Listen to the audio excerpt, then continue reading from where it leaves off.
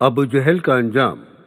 ابو جہل اسلامی تاریخ میں سب سے بدترین شخص تھا جس نے ساری زندگی حضرت محمد صلی اللہ علیہ وسلم کو تکلیف اور دکھ کے علاوہ کچھ نہیں دیا۔ حضرت عبد الرحمن بن عوف رضی اللہ تعالی عنہ سے روایت ہے، جب جنگ بدر میں سب لوگ موجود تھے تب معاذ اور معذر رضی اللہ تعالی عنہ دونوں بھائی میرے پاس آئے۔ انہوں نے مجھ سے معلوم کیا، چچا جان، ان لوگوں میں ابو جہل کون ہے؟ میں نے ان کو ہاتھ کے اشارے سے بتایا، یہ جو سامنے شخص اونٹ پر سوار ہے یہی ابو جہل ہے۔ انہوں نے عرض کیا، چچا جان، اس ظالم نے ہمارے نبی صلی اللہ علیہ وسلم کو بہت تکلیف پہنچائی ہے، اس لیے آج ہم اس ظالم ابو جہل کو زندہ نہیں چھوڑیں گے، آج ہم اس کو قتل کریں گے۔ حضرت عبد الرحمن بن عوف رضی اللہ تعالی عنہ فرماتے ہیں کہ جیسے ہی میں نے ان کو ابو جہل کو دکھایا، یہ دونوں بھائی پھرتی سے ابو جہل کی طرف دوڑے اور اس پر تلوار سے دونوں نے وار کیا۔ ابو جہل جو کہ اونٹ پر سوار تھا وہ تلوار کے وار سے زمین پر گر گیا۔ پھر دونوں بھائیوں نے ابو جہل کا ایک پیر جسم سے کاٹ کر الگ کر دیا۔ حضرت معاذ رضی اللہ تعالی عنہ بیان کرتے ہیں، یہ سب کچھ ابو جہل کا بیٹا اکرمہ دیکھ رہا تھا۔ اس نے آگے بڑھ کر تلوار سے مجھ پر وار کیا جس سے میرا بازو کٹ گیا اور وہ کندھے سے لٹکنے لگا، لیکن میں نے ہمت نہیں ہاری اور میں ایک بازو لٹکے ہوئے کے ساتھ لڑتا رہا۔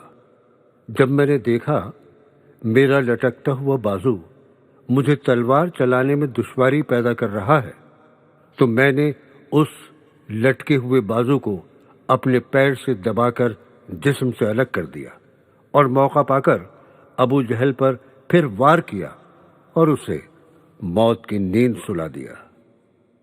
دوسری روایت میں ہے کہ حضرت معذر رضی اللہ تعالی عنہ نے ابو جہل پر دوسرا وار کیا اور وہ وار اتنی شدت کا تھا کہ ابو جہل کے جسم سے خون کے فوارے پھوٹ پڑے۔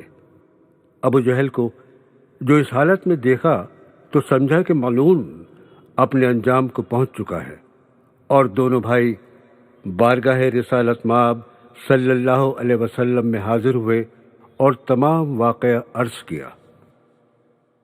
تبری میں ہے کہ ابو جہل مرا نہیں تھا، وہ زخمی تھا اور اپنی موت کے انتظار میں تڑپ رہا تھا۔ جب معرکہ بدر اپنے اختتام کو پہنچا تو پیارے آقا محمد صلی اللہ علیہ وسلم نے صحابہ کرام کو حکم فرمایا کہ ابو جہل کو تلاش کرو، اور حضرت عبداللہ بن مسعود رضی اللہ تعالی عنہ بھی آقا کے حکم کی تعمیل میں نکل گئے۔ حضرت ابن مسعود سے روایت ہے کہ آپ صلی اللہ علیہ وسلم نے ابو جہل کی ایک نشانی بتائی تھی جس سے کہ اس کو پہچاننے میں کوئی دشواری نہ ہو۔ آپ نے فرمایا، اگر تم مقتولین میں سے دیکھو اور ابو جہل کو نہ پہچان سکو تو دیکھنا اس کے گھٹنے کی جگہ زخم کا ایک نشان ہوگا، اور نشان اس طرح بنا کہ ایک مرتبہ میں اور ابو جہل حضرت عبداللہ بن جزعان کی دعوت میں گئے اور وہاں پر کسی بات پر تکرار ہو گئی اور میں نے اس کو دھکا دے دیا اور وہ سنبھل نہیں سکا اور زمین پر گر گیا اور اس کے گھٹنے میں چوٹ لگ گئی۔ کچھ دنوں میں اس کے گھٹنے کا زخم تو ٹھیک ہو گیا مگر اس زخم کا نشان باقی رہا۔ حضرت ابن مسعود رضی اللہ تعالی عنہ بیان کرتے ہیں کہ بدر کے میدان میں جا کر کافروں کی لاشوں کو پلٹ پلٹ کر دیکھتا رہا، تب مجھے خون میں لت پت ابو جہل نظر آیا۔ وہ ابھی زندہ تھا اور درد کی وجہ سے کرا رہا تھا۔ پھر میں نے اپنی تسلی کے لیے اس کے گھٹنے کا نشان دیکھا تو وہ نشان موجود تھا جیسا کہ نبی کریم صلی اللہ علیہ وسلم نے بتایا تھا۔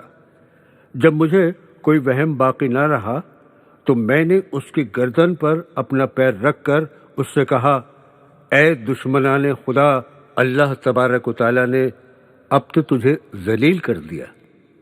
ابو جہل بولا، اس میں ذلت کیسی؟ میں تو اس شخص کا بدلہ لینے آیا تھا جسے تم نے قتل کر دیا تھا، اب بتاؤ فتح کس کی ہوئی؟ میں نے کہا، اللہ اور اس کے رسول حضرت محمد صلی اللہ علیہ وسلم کی فتح ہوئی۔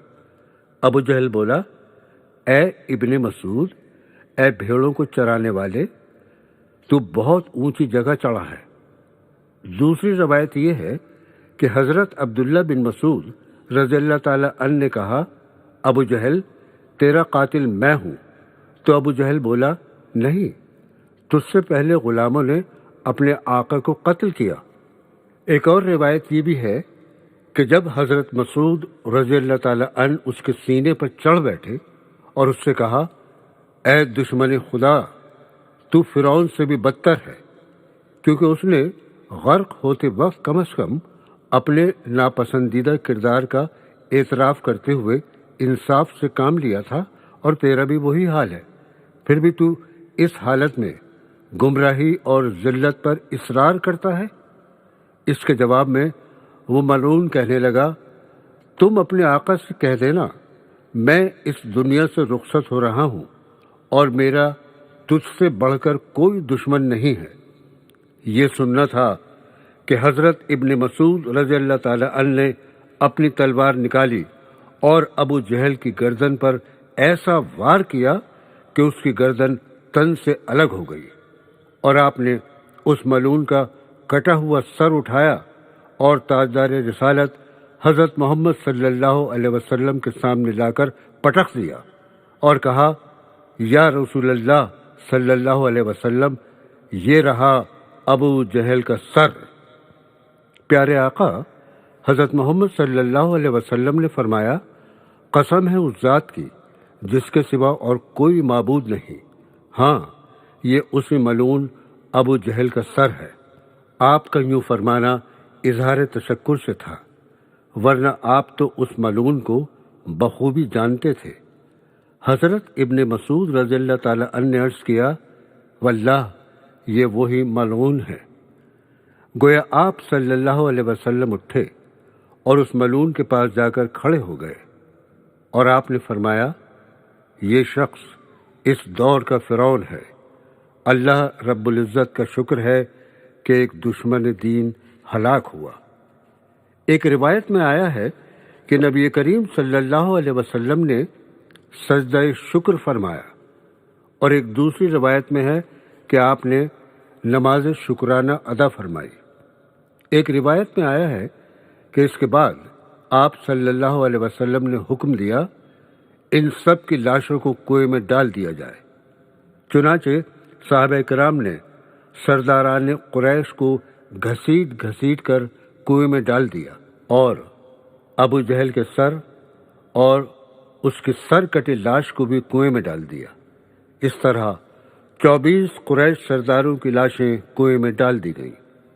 اس کے بعد آپ صلی اللہ علیہ وسلم نے مزید 3 روز میدان بدر میں قیام فرمایا، اور جب وہاں سے روانہ ہوئے تو اس کنویں کے پاس گئے جہاں پر کفاران مکہ کی لاشیں ڈالی گئی تھیں۔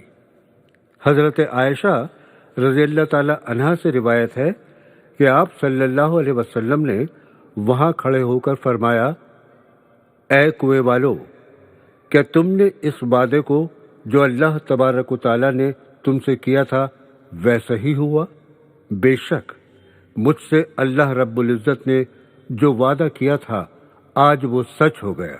حضرت انس بن مالک رضی اللہ تعالی عنہ سے مروی ہے کہ آپ صلی اللہ علیہ وسلم نے وسط شب فرمایا تھا، اے کنویں والو، اے ابو جہل بن ہشام، اے عتبہ بن ربیعہ، اور بھی دیگر لوگوں کے آپ صلی اللہ علیہ وسلم نے نام لیے اور فرمایا، جو وعدہ تمہارے رب یعنی تمہارے معبود بتوں نے تم سے کیا تھا، کیا وہ وعدہ تم نے ٹھیک پایا؟ کیونکہ میرے رب نے جو وعدہ مجھ سے کیا تھا وہ وعدہ سچ ہو گیا۔ اس موقع پر حضرت عمر رضی اللہ تعالی عنہ نے پوچھا، یا رسول اللہ صلی اللہ علیہ وسلم، آپ بے روح جسموں کے ساتھ باتیں کرتے ہیں؟ آپ صلی اللہ علیہ وسلم نے فرمایا، جو بات میں کہتا ہوں اسے تم ان سے زیادہ نہیں سنتے، البتہ ان میں جواب دینے کی استطاعت نہیں ہے۔ اور حضرت امام طبری نقل کرتے ہیں کہ محمد بن اسحاق کہتے ہیں، بعض علماء نے یہ بات بھی بیان کی ہے کہ جس روز آپ صلی اللہ علیہ وسلم نے گفتگو کی تو آپ نے فرمایا، اے کوئے والو، تم نبی کے اہل خاندان کے ہو کر اپنے نبی کے حق میں بدترین خاندان تھے۔ تم نے میری تکذیب کی حالانکہ دوسرے لوگوں نے میری تصدیق کی، اور تم لوگوں نے مجھے گھر سے نکالا اور دوسرے لوگوں نے مجھے پناہ دی۔ تم لوگوں نے مجھ سے جنگ کی اور دوسرے لوگوں نے میری مدد کی۔ آپ صلی اللہ علیہ وسلم نے پھر فرمایا، جو وعدہ تمہارے رب نے تم سے کیا تھا اسے تم نے کیا سچ پایا؟ میں نے تو اپنے رب کے وعدے کو سچ پایا۔ اس طرح آج بہت سے دشمنان دین کا خاتمہ ہو گیا، اور دین اسلام آج تک قائم ہے اور تا قیامت تک قائم رہے گا انشاءاللہ۔